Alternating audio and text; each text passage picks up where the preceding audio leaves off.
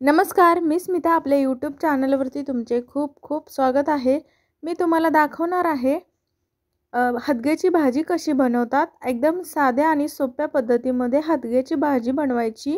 खूप छान चविष्ट आणि खूप छान लागते। आरोग्यासाठी पण खूप छान अशी हदग्याची फुलांची भाजी असते। तर आमच्या मम्मीच्या इकडे खूप झाडे आहेत, त्याची मी हदग्याची फुलं गोळा करून आणली होती, वरची तोडून आणली होती आणि ती फुलं आणून आता मी निवडायला लागलेले आहे। तर अशी निवडून घ्यायची, त्याच्यामधला जे एक पराग आहे म्हणजे त्याच्यामध्ये एक देठ दिसतो तो पूर्ण काढून टाकायचा आणि त्याच्या दोन्ही साईडच्या पाकळ्या घ्यायच्या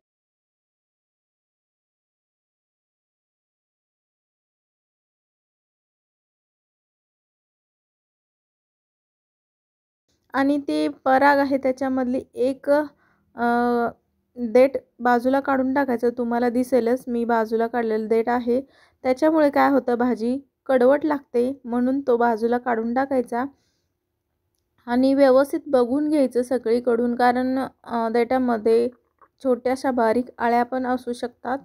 तर म्हणून असं बघून तोडून घ्यायचं आणि देठामध्ये बारीक आळ्या किडे असतात तर ते व्यवस्थित काढून घ्यायचं। नंतर भाजी धुवून घ्यायची, म्हणजे फुलं धुवून घ्यायची। तर मी साफ केलेली आहे भाजी, बघा कचरा ते किती निघाला आणि एकदम स्वच्छ अशी भाजी मी निवडली आहे। अशीच भाजी निवडायची आणि त्याच्यामध्ये पाणी ओतायचं आणि स्वच्छ भाजी धुवून घ्यायची। नंतर मला दुसरं पण काम होतं, फ्लावर निवडायचा होता। फ्लावर मी निवडला।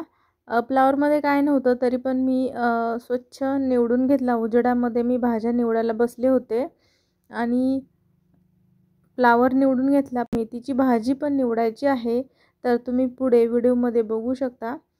फ्लावरमध्ये सुद्धा खूप आतमध्ये आळी लपलेली असते, म्हणून व्यवस्थित बघून काढावं लागतं। छोट्याशा आळ्या असतात, तर मी फ्लावर पण माझा छान निवडून झालेला आहे।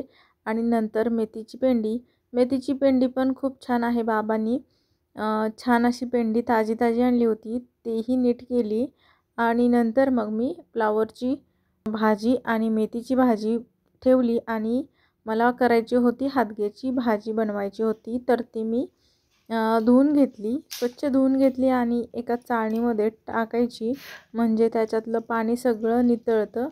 पाणी नितळलं की तेलामध्ये टाकायची भाजी। तर मी सगळं भाजी काढून घेतली आहे एका चाळणीमध्ये आणि इकडे तेल ठेवायचं आणि मिरच्या, लसूण, कोथिंबीर आणि शेंगदाणे ठेचून घ्यायचे। लसूण टाकून घ्यायचा, जिरी मोहरी टाकून घ्यायची फोडणीला आणि नंतर मिरच्या घ्यायच्या, 4-5 मिरच्या, त्याच्यामध्ये थोडासा लसूण 2 पाकळ्या आणि शेंगदाणे असं घ्यायचं आणि ते तेलामध्ये परतून घ्यायचं, म्हणजे भाजी खूप छान होते। तर हदग्याच्या फुलांमध्ये मी थोडीशी हळद घातली आणि चांगलं छान तळून घेतलं आहे। नंतर मी त्याच्यामध्ये हदग्याची फुलं टाकणार आहे। कोणतीही डाळ भिजत घालायची आणि नंतर भाजीमध्ये टाकायची, खूप छान चव येते। डाळ टाकल्यानंतर डाळ आणि शेंगदाण्याचं कूट, हिरवी मिरची आणि फोडणीला जिरी मोहरी आणि लसूण एवढं टाकायचं आणि छान तेलामध्ये भाजी शिजवून घ्यायची, परतून घ्यायची। परतल्यानंतर थोड्या वेळ झाकून ठेवायची, म्हणजे भाजी वाफलते चांगली। ह्या भाजीला खूप छान अशी चव येते आणि आरोग्यासाठीही चांगली असते। तुम्हाला हदग्याची भाजी कशी वाटली हे नक्की मला कमेंट करून सांगा। धन्यवाद।